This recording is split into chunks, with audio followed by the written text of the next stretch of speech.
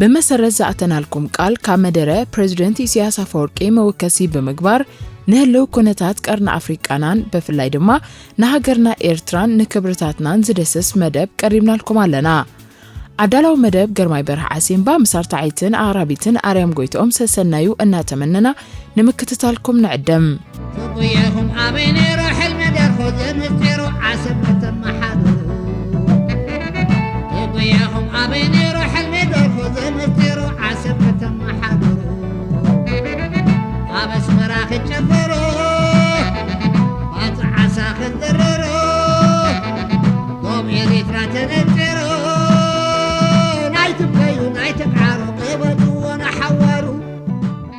زخبركم سمعتنا سلاسان كلتن عمتات ندحريت بموساد نحنتي أقداسيتن قطالنتا زوحاستن فتصامي مبقاسي بمقبار نزدالنا يوم مدب كنغرب لكم بانديراي نامي تيتبغتي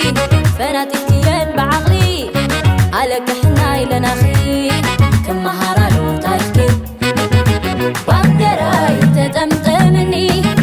أصحيتا ورخي دفرني تاكسكو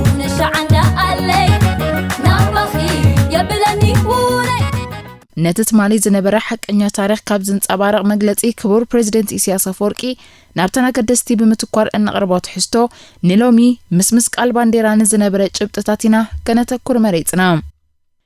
إرترا نجزار إسا بانديران منجستن زلوال ولاويت هاجر بمخانا أبكارت علم آتي اللام إذا بزد النقع عزو تاريخ زحلفت حداس هاجر محبرسب عالم كم تأمرتي صنعات توفاينة قصيرو تقبلوا وايو أز كبر زلو أملخ ختازي نإرتران إرتراوين زقبوا ميو مغنياتو نسل هاجرن بانديران كم حزب إرترا كبر واجاز خفله أمنا وحديوم حزب إرترا نزعلة زي أبهانك أو تايتتصبيوا بزي تعجزتن صنعات زحتتك قالسو دما هاجراويت باندير أسقيل الله أبتا باندير أوز سقل الله موت قال أب أجرتا بانديرا دنينو حمد صلالو تالخيفو قال تنبركخو سجدو قالون أنك عريرونا تأمتا حواقفو عللون تسععيمون بانديرا إرترا بحد وجن نتنمي تعمد زغط صلح حسن مجزأتي تزازم بتخال دما أفدقنا تهيوت كم زخفتة تبسريا بانديرا ني إرتراوين أزيا بلستي اتخون اللوكال امخنياتون اللوم نسو دما ني إرترا نعسرتتات قزين ممعبالا عين تعلم اتسحب كحلتن تبهاقيتن نمقبارا كم مرآني حدا بسولن بقوعن هزبين مرقوح قال كدانا أن حد سلاونيا بانديرا إرترا كمتي كبور بريزيدنت إسياس أفورقي زبسرو بانديرانا أبتا زي تسبرت زنق حقي تسغيل الله مرحت هاجرات وكلت منقستات أهقراوين زباوين لوخات فتوت هزبي إرترا أبسترخبلو حنساب النحوارو كبر بوت أحيزاء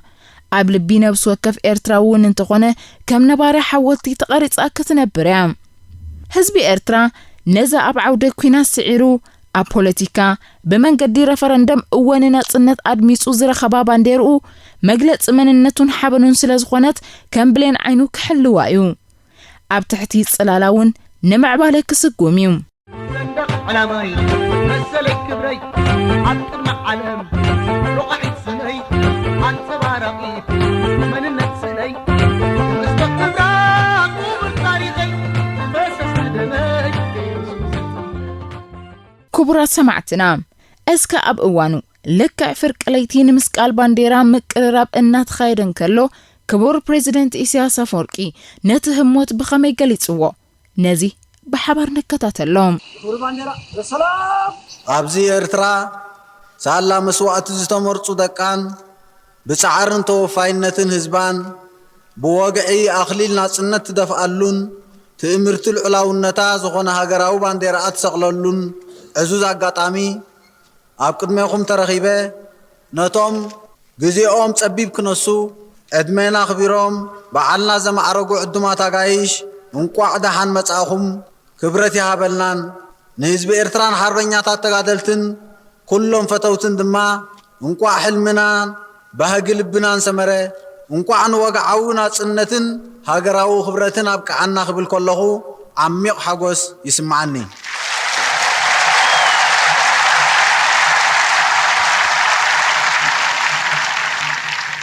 حزب إرترا نزنا يمود داتا خلت عامتات قديفكا ነቲ ዝሓለፈ 100 ዓመታት ኣብ ትሕቲ መግዛእትን ባርነትን ይሕሊፍዎ ዝበዝሑ ግዛኣት ህዝብታት ኣብ ስሳታት ናጽነቶም ክጓናጸፉን ከለዉ ህዝቢ ኤርትራ ዕድሉ ባዕሉ ንምውሳን መሰሉ ተነፊጉ ጥራይ ዘይኮነ መሰሉ ንምርካብ ኣብ ዘካየዶ ቃልሲ እውን ኣዝዩ ዝተወሰነ እንተዘይኮይኑ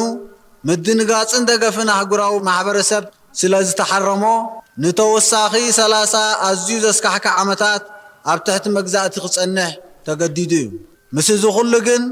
ቅድሚ 2 ዓመት ከምዚ እዋን እዚ መላእ ሃገሩ ሓራም ስገበረ ንድሕሪት ኣብ ክንዲ ምጥማት ናብ መጻኢ ብምምዕዳው ናጽነት ኤርትራ ውጽኢት ናይ ብናጻ ዝግለጽ ድምፂ ነፍሲ ወከፍ ኤርትራዊ ምእንቲ ክኸውንን ዱልዱል ሕጋዊ ሰረት መታን ክህልዎን ን2 ዓመት ተዓጊሱ ኣብ ቅድሚ ሕቡራት ሃገራትን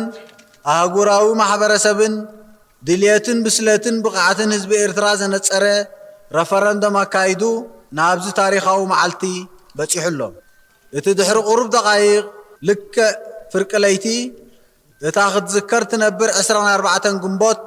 ክትኣቱ ኸላ እንእውጆ ናጽነት መኸተምታ ናይቲ መሰር ውሳኒኡ ብምንፋግ ኣብ ልዕሊ ህዝቢ ኤርትራ ዝተፈጸመ በደል እዩ እቲ ትጽቢት ነዊሕ እቲ ዝሓለፈ መከራ ድማ መሪር እዩ ነይሩ ኣብ መጨረሽትኡ ግን ፍትሒ ነጊሱሎ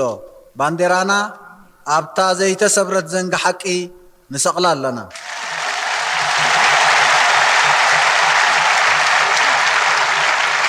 ሎሚ ሓደ ምዕራፍ ናይ ታሪኽና ዓጺና ሓደ ካልእ ሓድሽን ተስፉውን ምዕራፍ ንኸፍት ኣለና ብብዙሕ ጸገምን ከቢድ ዋጋን ኣብ ዓውደ ኹናት ብመንገዲ ረፈረንዱም ድማ ኣብ ሜዳ ፖለቲካ ተዓዊትና ኢና ሕጂ ከዓ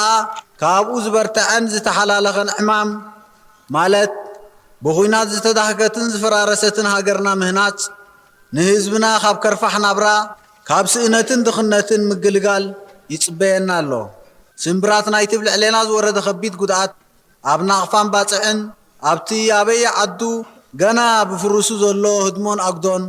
ኣብቲ ዝቓደረ ሕርሻታትናን ዝመረተ ፋብሪካታትናን ዝፈረሰ ኣብያተ ትምህርትን ሆስፒታላትን ጥራይ ዘይኮነ ኣብ ገዛ ነፍሲ ወከፍ ኤርትራዊ ጎሊሑ እዩ ዝርአ ካብዚ ኩነተ ዕንወት ወፂኻ ሃገራዊ ቁጠባ ምትካልን መነባብሮ ህዝቢ ምምሕያሽን ኣዝዩ ከቢድን ብዙሕ ግዜን ጻዕርን ዝሓትትን ምዃኑ ተጠራጢርናሉ ይኹን ሓቢእናዮ ኣይንፈልጥን ኢና ኣይኮነን ዶ ኤርትራስ እተን ኣብ ካልኣይ ውግእ ዓለም ዝዓነዋ ምዕቡላት ሃገራት ኤውሮጳ እኳ እንደገና ንኽትንስኣ ገዚፍ ሓገዝ ኣድልይወን እዩ ስለዚ ድማ ህዝቢ ኤርትራ ከም ኣብ ዝሓለፈ ዓመታት ሎሚ እውን ጸገሙ ንኽፈትሕ ብዝከኣሎ ዓቕሚ ይሰርሕ እኳ እንተሎ ናይ በይኑ ሓላፍነት በይኑ ጥራይ ዝገበሮን ስለ ዘይኮነ ኣህጉራዊ ማሕበረሰብ ነዚ እንተላይ ብሰንኪ ኣህጉራዊ ዕሽሽታ ካብ ብጽሒቱ ንላዕሊ ዝተሳቐየ ህዝቢ ኤርትራ ምስቲ ዘድልዮ ዝዳረግ ሓገዝ ከበርክተሉ ብስም ህዝብን መንግስትን ኤርትራ ንምሕፀን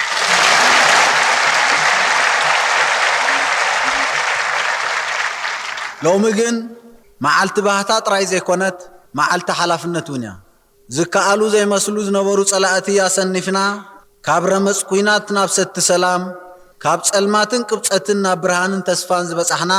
ሓደ ልብን ሓደ ኣእምሮን በብዓቕምና ስለ ስራሕናን ዘበርከትናን እዩ ንመጻእውን እዚ ረኺብናያ ዘለና ሰላምን ቅሳነትን ነባሪኽ ይኸውን ረሃዋን በረከትን ድማ ዝውሰኾ ሃገርና ከይማዕበለትን ከይበልጸገትን ነንውልቅና ካሓልፈልና ከም ዘይከኣል ዝሓልፈልና እንተመሰለውን ውሕስነት ከም ዘይህልዎ ተገንዚብና ንኤርትራ ከነሕውያን ክንሃንፃን ከይሰልከና ምስ ንሰርሕ ጥራይ እሞ ቃል ኪዳንና ነሕድስ ሕጂውን ገና ገና ገና ዝጀነዱ ማዕበል ኣሎ ገና ገና ገና ነዝግር ብሓገር ሕጂውን ገና ኣሎ ገና ሓደን ክንድሽሕን መናሻት ውላድ ኣሎ ገና ገና ገና ከልጋይ መዛሙሞን ሓነረ ዘስው ዝኸበርኩም ሰማዕትና ገዛእቲ ስርዓታት ኢትዮጵያ ንመሰልን ናጽነትን ህዝቢ ኤርትራ ብጽውጽዋይ ዝተነድቀ ዛንታ እናዘንተው ዝተጓዓዝሉ ዓመታት ዝኸሰርዎ ሰብኣውን ገንዘባውን ጸጋታት ፍጹም ኣይሕዝኖምን። ሃይለ ስላሴ ምስ ኣሜሪካን ብሪጣንያን ተመሻጢሩ ኤርትራ መሬታ እምበር ህዝባ ኣይድልየነን እምቢ ንዝበለ ጥይት ኣኹልሶ እናበለን እናፈከረን ኣብ ልዕሊ ህዝቢ ኤርትራ ዝፈጸሞ መዐቀኒ ኣልቦ ግፍዕታትን በደላትን ናብ ዝተተምነዮ ድሌቱ ኣይብጽሖን። በኣንጻሩ ህዝቢ ኤርትራ ብቃልን ተግባርን ሓደ ኮይኑ ጸኒዑ ብ1961 ዝፈለሞ ቃልሱ ክሳብ መምጻእ ስርዓት ደርጊኡ ቀጺሎም። ደርግውን ምስ ሶቪየት ቃል ኪዳን ኣትዩ ብዝሰነቆን ብዝረኸቦን ናይ ኣጽዋር ኣሰልጠንትን ወተሃደራውያን መራሕትን ሓገዝ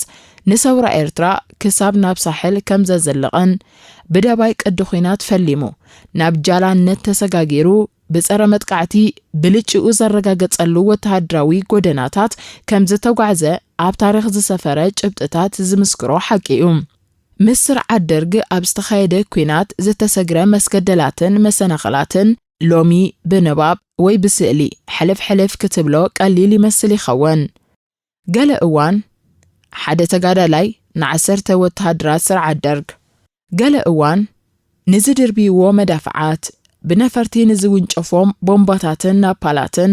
ቀመማዊ ጋዛት ከይወሰኽካ ንምግጣሙ ዘሸግር ዝተዓጻጸፈ ሓይሊ ጸላኢ ይገጥም መንባሩ መንክርስዖም። ሓደ እዋን መንግስቱ ሃይለ ማርያም ኣብ ቅድሚ ፓርላማ ሃገሩ ተረኺቡ ንኹሎም ኣባላት ሰልፊ ኢሰፓ ብምልኦም ዘመሓላለፎ መልእኽቲ ካብ ዝሎሚ መራሒ ሰልፊ ብልጽግና ኣብ ባይቶ ዘስምዖ ዝተፈለየ ኣይነበረን። እስከ ናብ መደረ መንግስቱ ክንወስደኩም።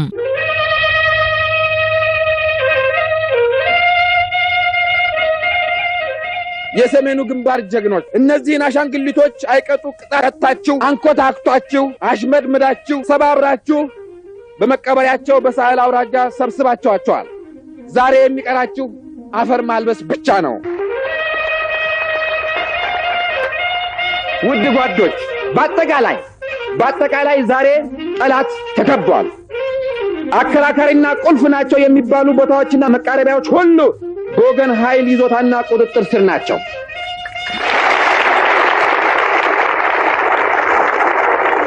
ወሳኙ ማጥቃታችን የሚሰነዘረው እንደወትሮው ከአንድ ወይም ከሁለት አቅጣጫ ብቻ ሳይሆን ከሰባት በላይ በሆኑ ቦታዎችና አቅጣጫዎች በአንድ ጊዜና በአንድነት ነው።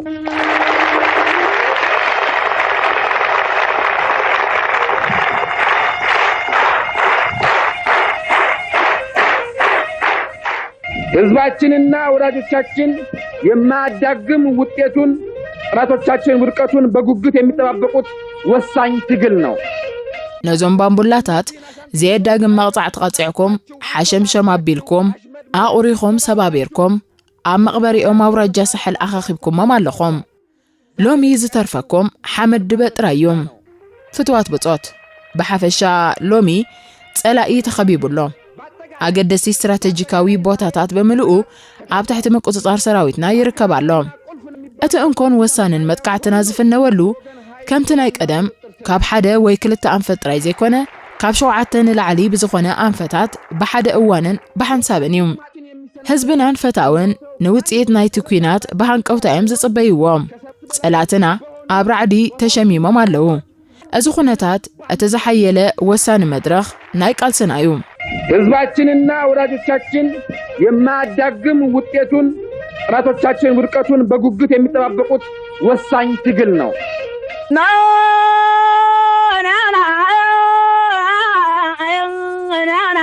ካላሹን መስጠት ቁመቱን አካሉን ያዩ ቤት ይሁን ወንድ ይሁን አሞቱን ሳይለዩ አረገዳይ ዘገርም ፈኸራ ዘገርም ዳንኪራ ዘገርም ጣቃዒት ሃይው እትሽዑ እንታይ ዘይተባህለ መረኸብ ብዙሃን ኢትዮጵያ ሰራዊ ሻዕቢያ አዲዮስ አብቂዑ ሕጂ ንመቃብሩ ክፋነዩ ንዝበልዎ ናይ ደርግ ደገፍቲ ኣህግራውያን ትካላት ሜድያ ጫው በላሉ። ዝኸበርኩም ሰማዕትና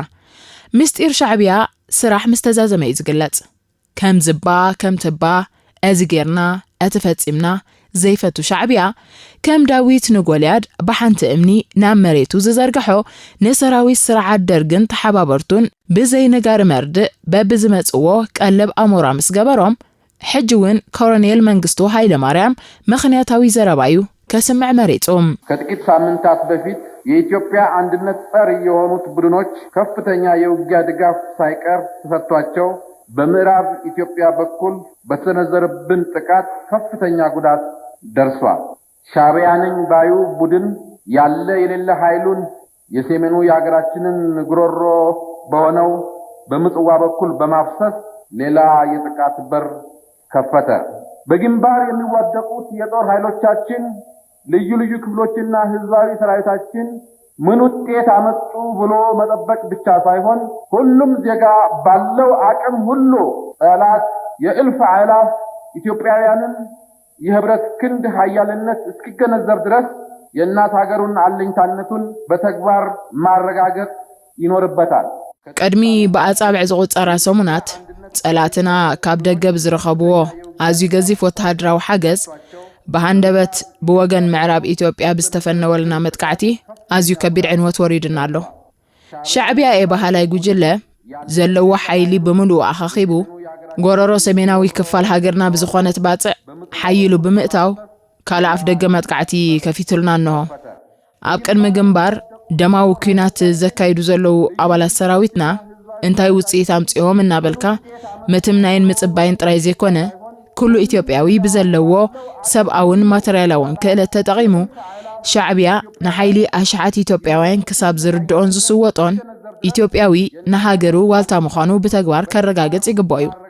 ካብዚ ወጻይ ካልእ ኣማራጺ ስለዘየልቦም የህብረት ክንድ ኃያልነት እስኪገነዘብ ድረስ የእናት ሀገሩን አለኝታነቱን በተግባር ማረጋገጥ ይኖርበታል። ይገንጸልት ታሪኽ ይገንጸልት ማህደር ርቁስከይ ጥራጥር እወ እቲ ካብ ሓቂ ብሓቂ ናብ ሓቂ ዝተጓዓዘ ሻዕቢያ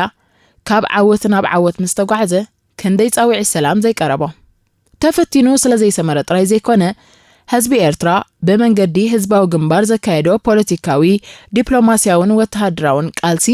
ብ1991 ቃልሱን ጻዕርታቱን ብናጽነት ዛዚሙ ባንዴርኡ ሰቀይሎም ኣቲኽዳ ኣብ ዓውገ ከፊትዮ ዓውገረጀ ምስ ዓለምኪ ማዕረገ ሰሪዕኺ ኮፈልዮ ዓለም መንበርኪ ጉዕዞ መንገድኪ ኣየፅበት ኣቋራጭ መሪፅኪ ሰንዓት ህዝቢ ሰንዓት ሰራዊቲ ዘይህመል መሬት መረኽቢ እቲ ካብ ሓቂ ብሓቂ ናብ ሓቂ ዝተጓዓዘ ሻዕቢያ ካብ ዓወት ናብ ዓወት ምስተጓዓዘ ክንደይ ጻውዒ ሰላም ዘይቀረቦ ተፈቲኑ ስለዘይሰመረ ጥራይ ዘይኮነ ህዝቢ ኤርትራ በመንገዲ ህዝባዊ ግንባር ዘካየዶ ፖለቲካዊ ዲፕሎማሲያውን ወተሃደራውን ቃልሲ ብ1991 ቃልሱን ጻዕርታቱን ብናጽነት ምስተዛዘመ ኣብ ኢትዮጵያውን ብተመሳሳሊ ይህ ወደግ ስልጣን ጨቢጡ በመንባሩ ባንዴራና ናብ ዘንጋ ሓቂ እትስቀለሉ ለይቲ ንግዚያዊ መንግስቲ ኢትዮጵያ መሪሑ ዝመጸ ቀዳማይ ሚኒስተር መለስ ዜናዊ ከም ዝንዳበለዩ መዲሮም ይገንጸልት ታሪኽ ይገንጸልት ማህደር ርቁስከይ ጥራጥር ቅድሚ ኣስታት ሓደ ወርሒ ቢሉ ኣብ ቅድሚ ዓለም ሬፈረንደም ኣካይድኩም ድሌትኩም እንታይ ምዃኑ ዝጠራጠር ሰብ እንተደኣ ነይሩ ድሌትኩም እንታይ ምዃኑ ኣረጋጊጽኩምሉ ድሌትኩም ነጻነት ምዃኑ درجة ملو تمسك بعض الكلام من قد جلسكم عالم سميعكم عالم تقبلكم دليتكم سميركم وقعد دليتكم مسمركم هذا معرف لا تاريخ زويرترا لومي زازم الله يحصل له معرفتي داعية معرف نوارو سوانا تات لزخمكم نجركم أي فتنن انت خنة وسلخم زلكم فلت انت منتاي سلخم انتسبرحوا انتسبغروا فلت إذا حالة معرف رسعوا يولكم درسع نجار يكون انت مرتس لزلوا بين وسلخم كتحكوا يولكم توديوا له وكفوا تسايقوا تقبيروا له زخبركم سمعتنا دحر شوعة عمتات نزقات من ناقن كان منقست إيرتراس تسورينا بران أسكا نازي أسبع وام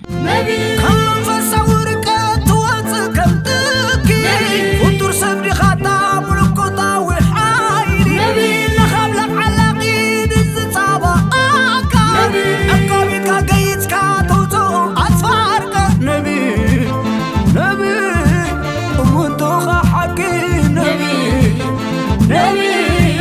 ومنتخى حكي نحنا اتي زقباء مسلنا تزخفل مسواتي كفلنا مسلنا رقاقتنا لنا كابزو كونفرنس زي يقوم كابو زوصو ناي منغستي تكالات كنفلطو ندلقا እዚ ስርዓት እዚ ወይ ሕጂ ዝፍጠር ዘሎ ኩነታት በቲ ናይ ቅድሚ ሕጂ ዝጸንሐ ኣገባብ ጽውጽዋይ ብምፍጣር ኮነ ዝተፈላለየ ምስምሳት ብምምሃዝ ኩናት ክቕጽል ዝደሊ ሰላም ይዝደሊ ክንዕዘብ ኢና መጪና ከም ተቀዲመ ዝበልክዎ ንሰላም ዝተበገሰ ኸውን ተስፋና ላዕሊዩ እዚ ማለት ግን ካብ ምጥርጣራት ዓዲ ውዕሉና ኣሎ ክባሃል ኣይከኣልን ኣብዚ ምናልባት ቅድሚቶም ካልኦት ነጥብታት ኣትየ ምዝራበይ ኩናት ዝደልዩ ኩናት ከራሳስኑ ዝጸንሑ ሓይልታት ኣለዉ እዚ ሕጂ ተፈጢሩ ዘሎ ኩነታት ምናልባት ምስናቶም ስምዒትን ድልየትን ዘይከይድ ሓይልታት ክህልዉ ይኽእሉ ብዝተፈላለየ ጉልባባት ብጨለ ዝኾነ ቀራርባታት ንሕጂ ተፈጢሩ ዘሎ ኩነታት ጠምዚዝካ ጠማዚዝካ ተመሊሱ ህዝቢ ኣብ ኩናት ከም ዝኣቱ ንምግባር ዝሰርሑ ሓይልታት ስለ ዘለዉ ነዞም ሓይልታት ዚኣቶምን ህላዊኦምን ከዓ ስለ እንፈልጥ ኣብ ልዕሊ ዚ ኮንፈረንስ ዘለና እምነትን ተስፋን ላዕሊ እኳ እንተኾነ ምጥርጣራት ከም ዘለና ከይጠቕስኩ ክሓልፍ ኣይደልን حقبلو حقبلو حقبلو حقي حقبلو حقبلو حقي እዚ ሕጂ ብስርዓት ብልጽግና ዘጋጥም ጥልመት መስመሩ ዝሓለወ ጉዕዞ መራሕቲ ኢትዮጵያ ዝኽተልዎ ኣካይዳ ብምዃኑ ነቶም ናይ ትማሊ መራሕቲ ኢትዮጵያ ዝተዋህበ መለበቢ ቃል ክቡር ፕሬዝደንት ኢሳያስ አፈወርቂ ነዞም ናይ ሎሚ መራሕቲ ስርዓት ብልጽግናውን ከነስማዖም ወላቁዋን ምዝላቅ ደስካና መለስካ ነጊርካ ያምኔርካ ማከልከብቲ ዓዲ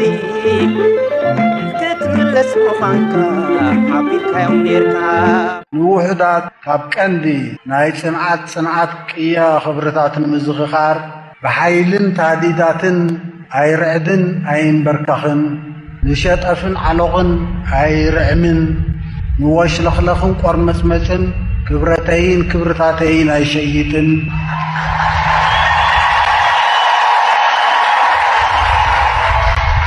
تسبب أي شنقن تترر أي سنفن سريحة أي دكمن رهاسين دمين هوتين أي بكخن حساب علامة يزيد أي حللن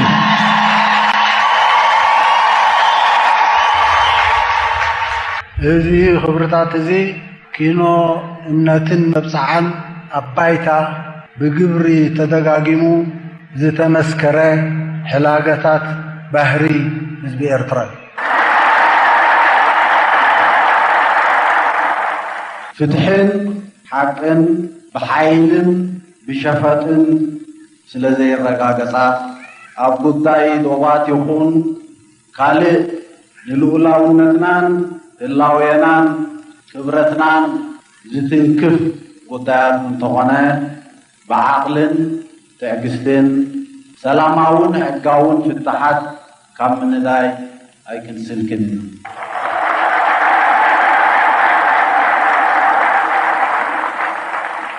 بجهرا فخران تسنابدنا تنبركخنا تسعرنا انفلتنا زفكرون استجارون من سلازرانا سلازربرنابون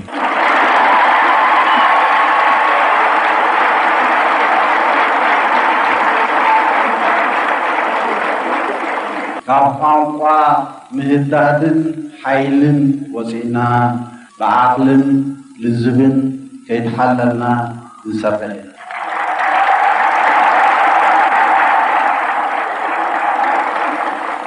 أوه